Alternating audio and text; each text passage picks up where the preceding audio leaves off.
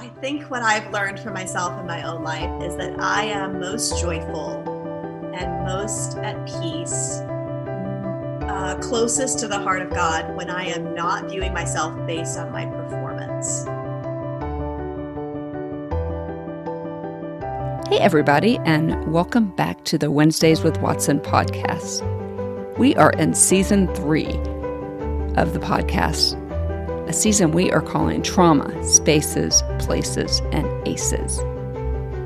If you are new to the podcast, you may not know that this podcast is all about community. It is about community and helping us process trauma. It is about community and just doing life in general. It is about loving each other where we are and the broken places where we may find ourselves.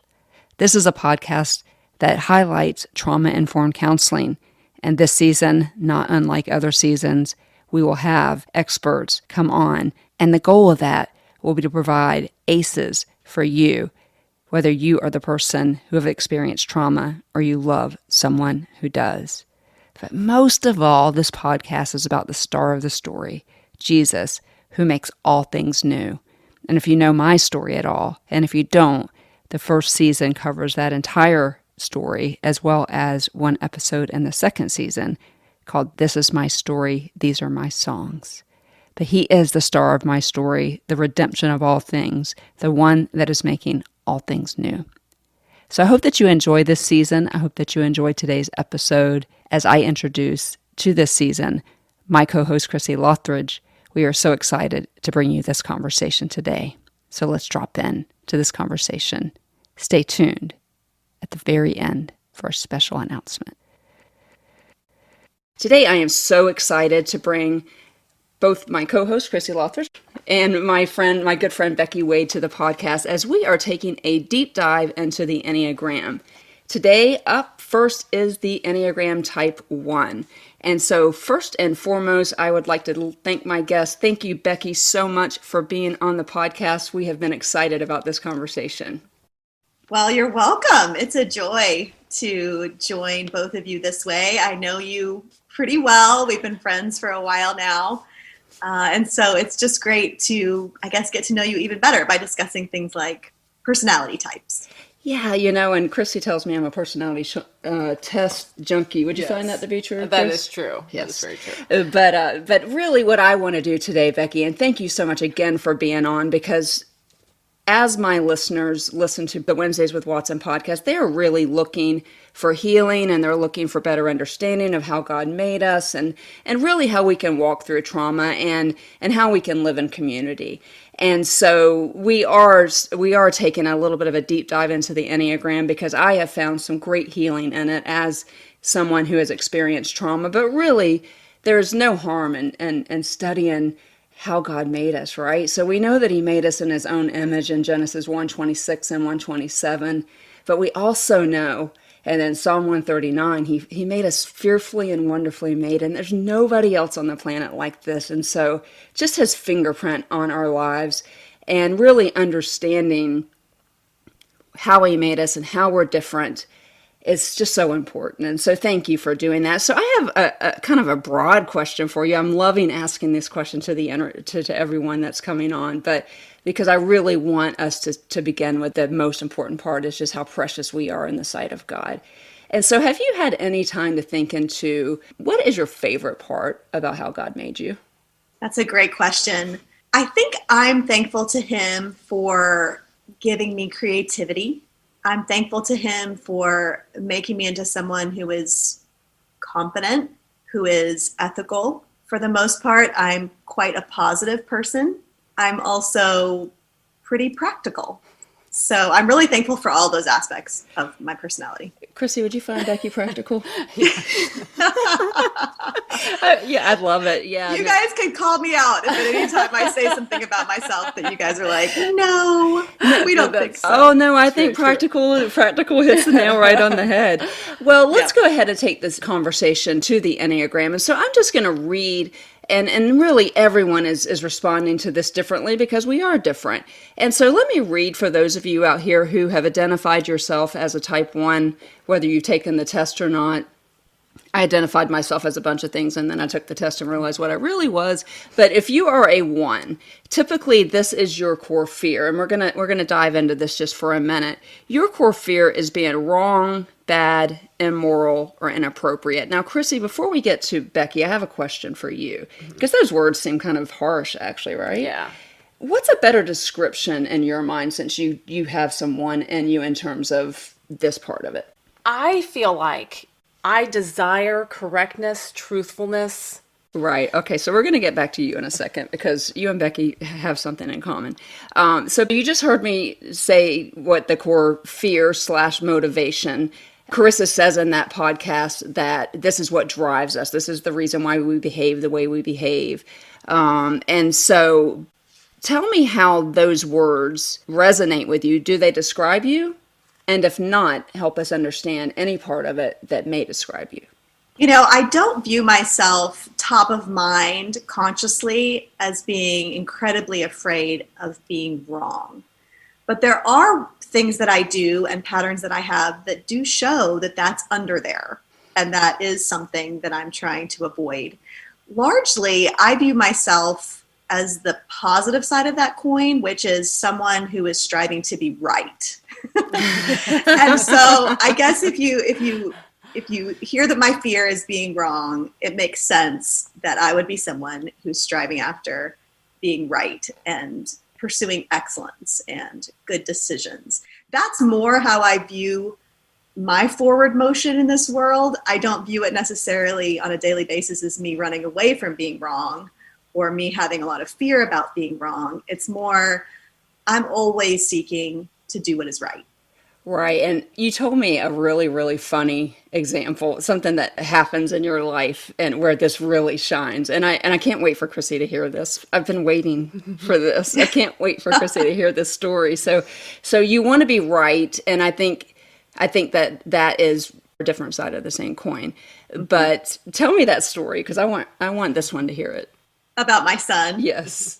So just a small example from my daily life of this desire to be right. So it definitely pertains to big picture ideas and big life decisions, but it also comes down to little minute things, like having a conversation with my son, and something will come up and he'll say, "Mom, it's this way." And I'll say, no, it's this way. And immediately I have to sort of go to Google and make sure that I can prove that I'm right. And then when I can say that I'm right, it makes me feel so good. Like I'm so kind of like content and a little bit smug. And I'm like, see, I was right.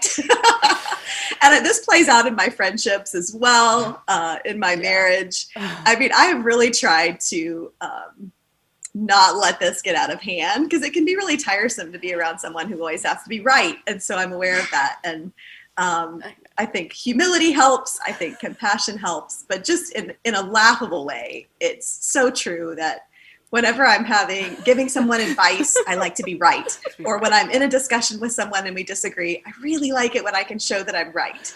So there's certainly that aspect to me, for sure. Amy's most hated phrase from me is, "Are you sure?" Because she'd be like, "I think we're landing on the moon tomorrow." And I'm like, are you sure? Well, it kind of actually is working to my advantage. But is that why you do that? Yes. Like, I don't care if we're Googling, if we're talking about the score of the Jaguars game, which is always we lost. But anyway, yeah, she'll pick up her phone and Google it, and I'm like, really? Is it that important that? Well, yeah. It is for us ones, people that have some one in us. We really like to Google and get the correct information. Yes. That makes us feel very satisfied. So here's my question. Have you always been this way, in that you just really want to be right more than you seek to be moral, or all those things that I just read? Do you think that this has really evolved as you walk with the Lord and or have grown chronologically?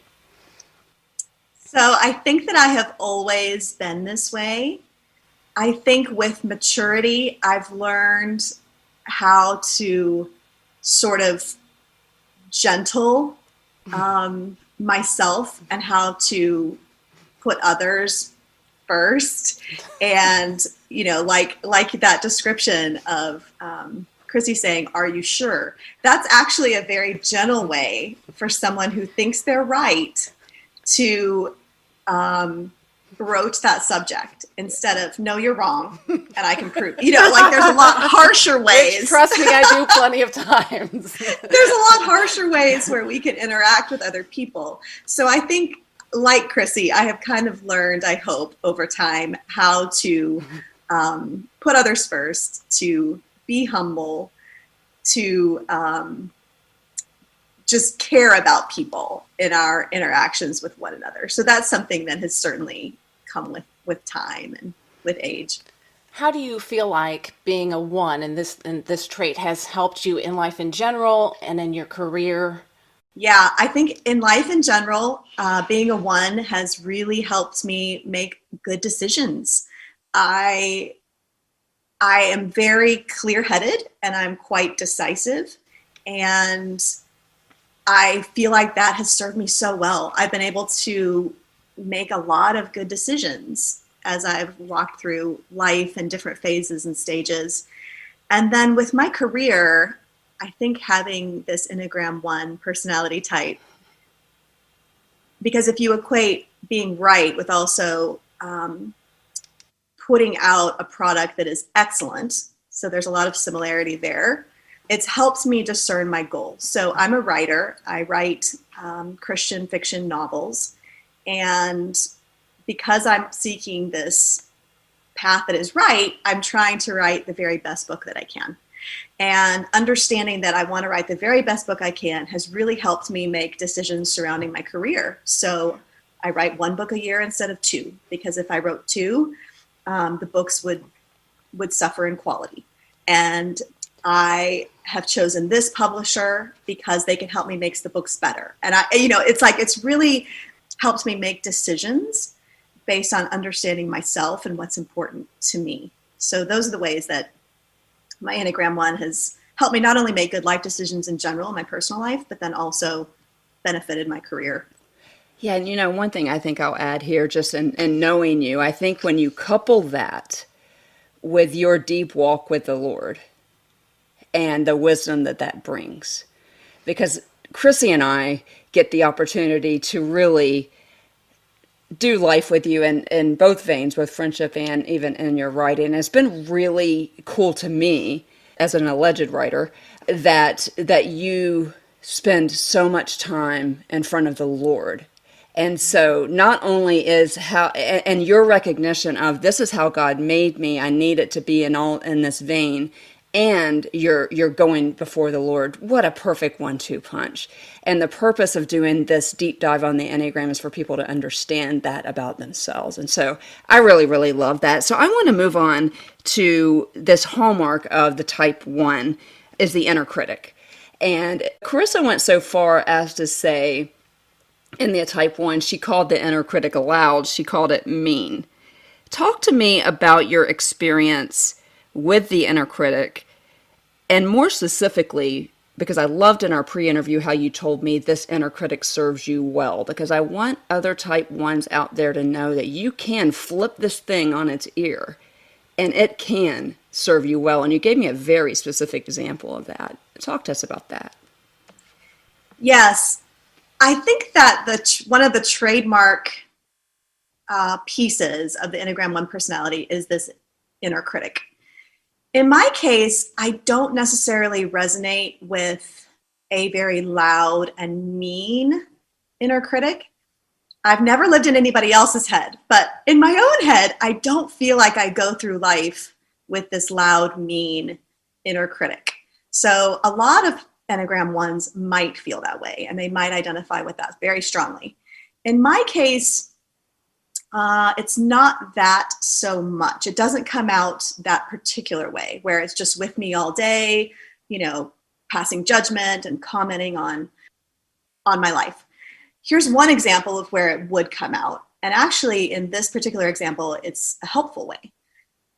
Because I'm a writer, part of writing is rough draft writing, and then the second phase is rewriting. And you have to be in 2 very different headspaces to accomplish those 2 phases. When you're rough draft writing, you're just trying to enjoy, you're trying to be creative, you're trying to have fun. When you're rewriting, this is when you have to actually turn this pile of Play-Doh into a Play-Doh masterpiece. And so at this phase, this is when you need to put on your editor hat. You need to read the book through. You need to discern everything that is wrong so that you'll know what you need to address when you go back and you rewrite it page by page. When I put on my editor hat and I read the book, I have absolutely no problem seeing every single thing that is wrong. And I think that's my inner critic. It has a strong awareness of every single mistake that I've made, everything that's weak, everything that's not working.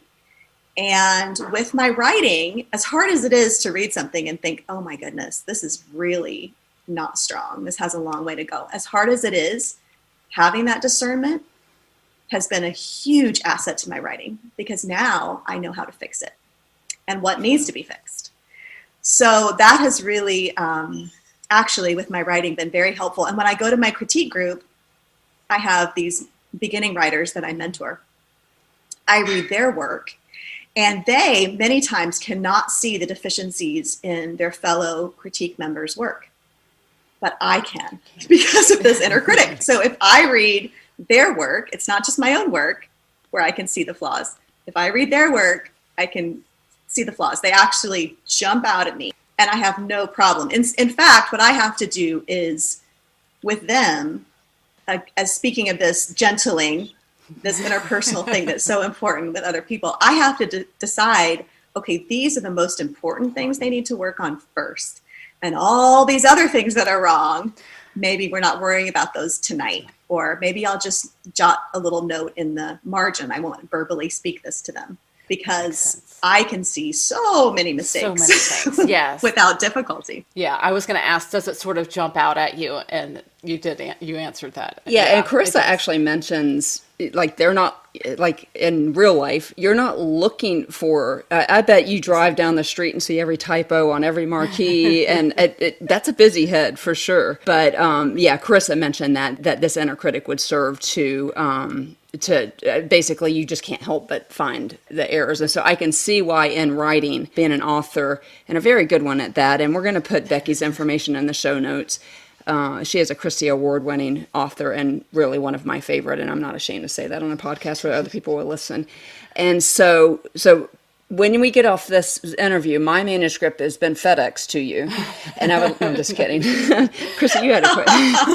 After that, you still want me as your editor? You're that brave? Wow. Chrissy, you had a question pertaining the inner critic.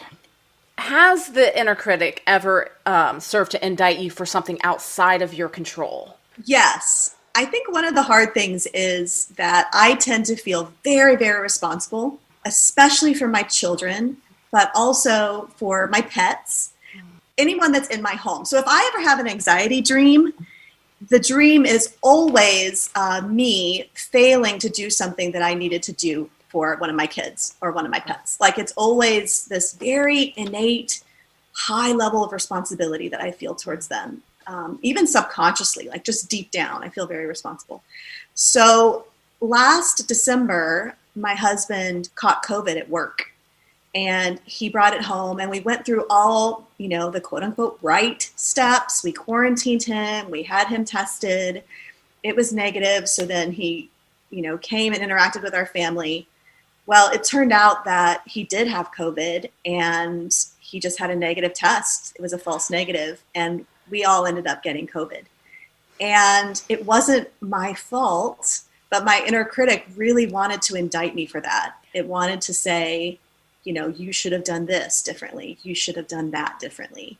And that was one of the hard things about, not only was I physically sick, but mentally I had a hard time working through that and accepting that, that was not true. It really wasn't my fault. Yeah. And my inner critic was harming me at a time when I was already just struggling to recover. Right. Yeah. And I wonder if the fact that you're a firstborn too, is kind of like an extra helping of that super responsibility too. Oh, I think so. Yeah.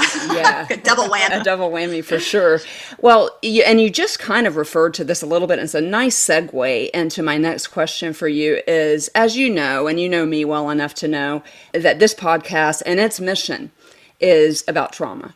And it started, speaking of COVID, with my complete inability to write my own manuscript. And so I got behind this microphone and began talking. But really, my listeners have experienced trauma, and they are looking for ways to understand themselves better. For my Enneagram 1s out there, I was wondering if you could share with us a time where you experienced loss as an Enneagram 1.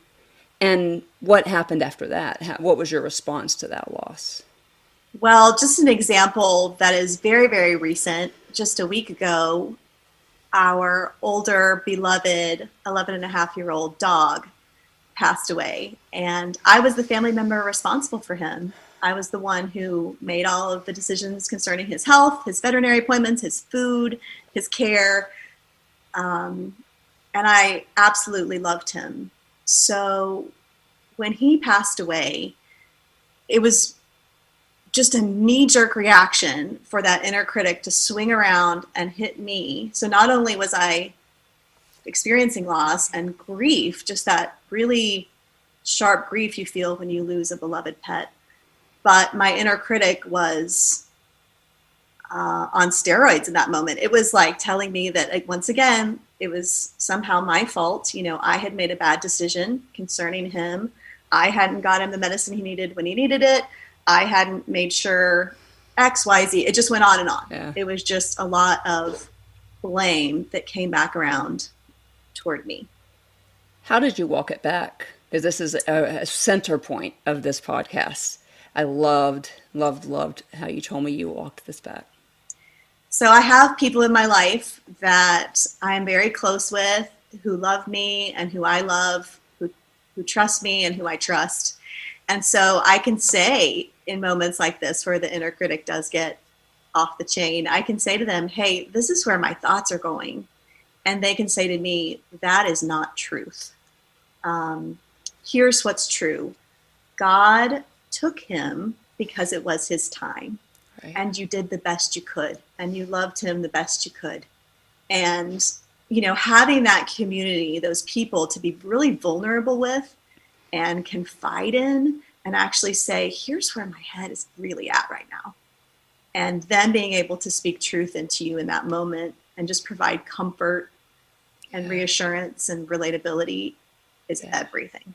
Yeah, so my message to my listeners out there who identify as an Enneagram Type 1, particularly with loss and trauma, this is going to be the tool that the enemy uses against you. He is going to make that voice loud. He is going to make that voice mean. And so, as you all know, if you've been following this podcast for any amount of time, one of our 3 C's is community. And what Becky has just beautifully explained to us is she is aware, and that is part of Enneagram work, is being aware of how God made you, being aware that that voice is not a voice from God. It is not a voice filtered through Philippians 4:8 with all of those 8 things. Is it praiseworthy, excellent, true, noble, good report? And there are 3 more of those. But in this case, those thoughts in your mind, that inner critic was not telling you the truth. And so for my listeners out there, I want you to hear her, and that when she had that significant loss, and if any of you have ever lost a pet, you know what we are talking about. When she had that significant loss, the go-to place was the inner critic, and she could have chosen to live in unhealth at that time and continue to beat herself up, or she could have chosen to use the community that God has given her. And if you don't have that community, there is a community on Facebook by the same name, Wednesdays with Watson podcast, and we will be that community for you, because you need a voice of reason, a voice of truth in your life. And so you referred to, Chrissy had a particular question about COVID-19, and I think because you have so much one in you, this is a good question for you to ask Becky next. Yeah, as a Type 1 in the early days of the pandemic, when all the information was coming at us, how was it for you as an Enneagram 1? I know how it was for me. It wasn't Very- very It wasn't good. It was awful, in a word. It was terrible. I think in retrospect, looking back at it through the filter of being an Enneagram 1, I think what was tricky is that the information was so conflicting. I didn't know what to think or believe or understand. And I didn't know how to make a right decision in that spot. You know, what gives me comfort and feeling of security is, okay, I know what is right and I can do what is right. So if I don't know what is right, I feel very much like I'm being tossed around on a stormy sea. Yes. I felt that a million times over. Did you guys feel paralyzed? I felt paralyzed, but that's a 6. That's a total 6 thing too. So No, I didn't feel paralyzed. I just, when I am in a situation like that, I act. So, you know, I'm like cleaning my house a lot, or I'm like weeding, which I never do. Like I'm out weeding. I'm just being like super productive all the time as a way maybe to try to combat my feeling of helplessness. It's like, well, here's some things I can do. And so I'm going to do this so that I don't feel so helpless. Yeah, that makes a lot of sense to me. And so, so for Enneagram type 1s out there as it pertains to COVID-19, I kept referring to things as the middle of the pandemic, the end of the beginning of the pandemic. I don't even know where we are on that, because the fact of the matter is these things are still coming at you guys. I mostly was just, I'm a 2 who has 0 wing 1 in me, none, except for, I'd like to be upstanding in character, but I don't have any of that 1 in me. So I winged to the 3 and I went achiever mode and things of that nature. So for the ones out there, we are recording this in 2021 and month 20 or 21 of a global pandemic, with information still largely coming at us where we don't know whether it's accurate, right, or true. And so I would just encourage Enneagram 1s out there who are feeling this to not be overwhelmed by the amount of information. And you're not alone. There's a lot of other people feeling the same way, and know that is normal. And go back to your corner and get back to the Lord and your community and all the different things. The community, and remembering, if you're confused about what is the information coming at you as it pertains to the pandemic or anything of that matter. And this has served me so well. We just heard Chrissy laughingly say to me, she'll say to me something like, "Are you sure?" I'm often not sure, not because I'm not confident, but just because I'm often wrong on things. But I don't know what that feels like, because I'm always right. Amen, Becky. Well, and Becky Wade, we don't have a whole language that's branded for you like we do with Watsonese either. So there's that. But one of my favorite questions, and this actually came from the heart of one Chrissy Lothridge. I'm going to ask it, and you can add to it, Chris. But in times of stress and trauma, when you tell us as an Enneagram type 1, like if you could just pretend like your closest friends and family are around you, what would you want them to know so that we can do, and I put we in there because I'm your friend and Sure. and Chris too, so that we can do life better with you in whatever vein we are doing that in, whether it's work or play or whatever. How can we love you better? How can we help you? How can we help the ones in our lives thrive and be the best they can be? I think for sure what we already touched on, which is speaking truth, having those close relationships with them where they can confess the times when they feel like they're wrong and they messed up and their inner critic is really beating them down. So I think that is super key. As much as ones want to be right, they won't always be. So helping them understand that that's okay, that when they're wrong with you, that you forgive them for that and love them despite of that, I think is huge. For me, there's a lot of freedom in admitting my own imperfection, and for people who love me to love me despite those imperfections too. For me to love myself despite those imperfections, and for the people in my life to love me despite them as well. And I think that the one part that I do resonate with the ones, and maybe this is the achiever in me, is that I want people I want people to love me for what I do and for how well I do it, Like this podcast is a great example of that. I want it to be excellent, but I also want the freedom to, I had an episode where literally my dog was drinking water in the background and we could not edit it out. And so, I want people to know that too. And so I think that is the snapshot of the one, and that you guys need just as much grace as those of us who aren't as right as often.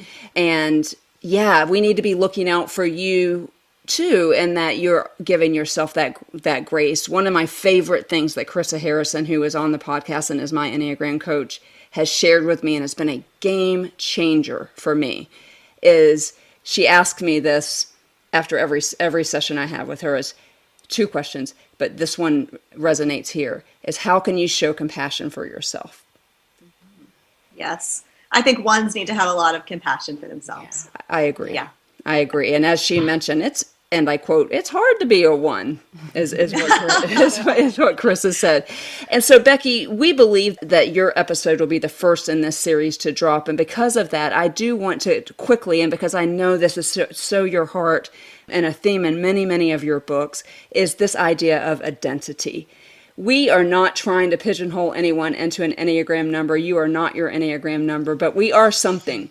We are something. We do identify as something. And I would love to know, can you speak to identity?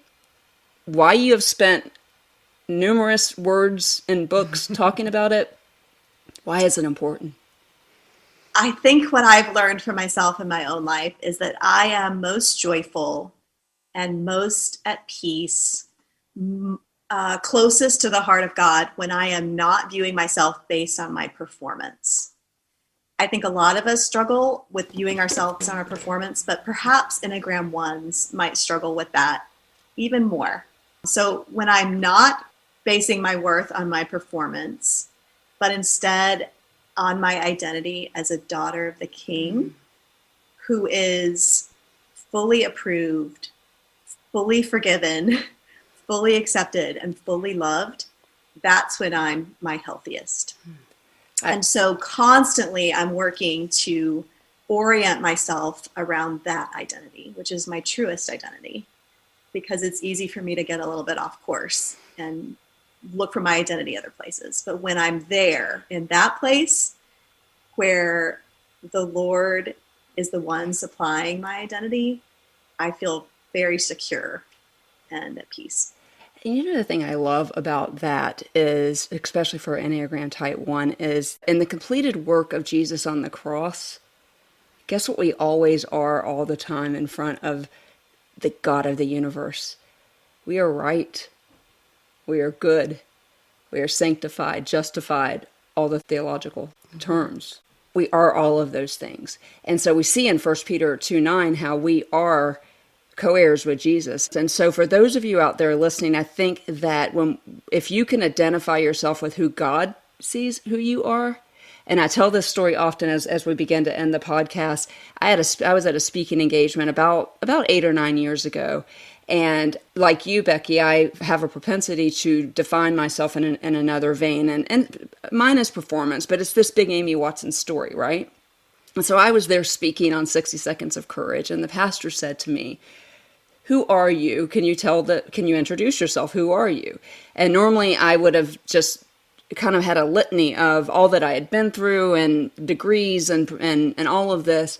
But instead, it was like the words weren't even mine.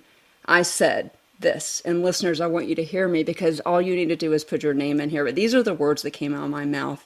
"My name is Amy Watson, and I am the precious daughter of the Most High God." And so guys out there, regardless of what your Enneagram number is, or your Myers-Briggs, or your Strength Finders, or any of those, finding your identity in the completed work on the cross and what Jesus did for you is everything. It is why we do this podcast. And if you don't know Jesus as your personal Savior, my contact information is in the show notes. As Annie F. Downs says, I am embarrassingly easy to find on social media. I am sure that Becky would also, whose information will be in the show notes, we would love to introduce you to our Jesus, because at the end of the day, we stand spotless. You, Enneagram 1s, stand right and good and moral in front of Almighty God of the universe. Amen. That brought tears to my eyes. That that was you being a friend to me and to your listeners by speaking that truth over us, because that was like water on dry ground. The finished work of Jesus on the cross is everything. It's everything, and it's the only thing. And so, guys, thank you so much for listening. I would highly, highly encourage you to look in the show notes, click on how to contact Becky. As I mentioned, she is a Christy Award Winning Author of Christian contemporary fiction, and she is an amazing creative writer, but more importantly, her books have deep, deep faith themes. And one of the things, Becky, that I love, and Then Came You, which is the novella for your Bradford series, is I have it highlighted on every Kindle, every book, every hard copy book, is the lie I told myself today was fill in the blank. So Enneagram 1's out there as we close out the podcast. The lie you told yourself today is that you're not good, you're not right, that you're blemished in front of an almighty God. That is a lie, and we're here to help you, remind you of that. So, Becky, thank you so much for being here today. I want to close out the podcast with you as I close out all of them, and I'm going to try to do this without crying. I can't even look at you right now because as I'm interviewing my friends, this becomes way more real. But I believe this you, and I want to speak this over you. And, Chrissy, I want to speak it over you, too. You are loved, you are seen, you are heard, you are known, and you are valued just for being you. So thank you for being here with us today. I really appreciate it. Thank you so much, Amy and Chrissy. I really enjoyed it. Thank you. Thanks. Hey guys, thank you so much for your time. I always mention, because I want to make sure that I recognize that time is not something we're making more of, and I'm always honored when you choose to spend a little bit of your time with us. I hope you enjoyed today's conversation with Becky Wade as she represented the Enneagram Type 1. We have some very special bonus content over on my Patreon account that we are calling AC Chat, where Chrissy and I have a conversation after the interview. And you can find that link just by clicking the Contact Amy in the show notes and then clicking on the Patreon link. For now, that content is absolutely free. It's especially free to subscribers and sponsors. But for the first 9 episodes, we wanted to provide this AC Chat for everyone. And so, if you are interested in listening to a short conversation about this interview with Becky Wade, head on over to the Patreon link and listen to our conversation after the interview. Until we see you back here in 2 weeks, where we will cover the Enneagram Type 2, I want to remind you of what I always do. You are seen. You are known, you are heard, you are loved, and you are valued. Make sure you come back to the Healing Zone in 2 weeks, where we will have more coverage of the Enneagram, bringing up Type 2. Let my life glorify you and teach me to walk beside you. And I want to be more like you, so let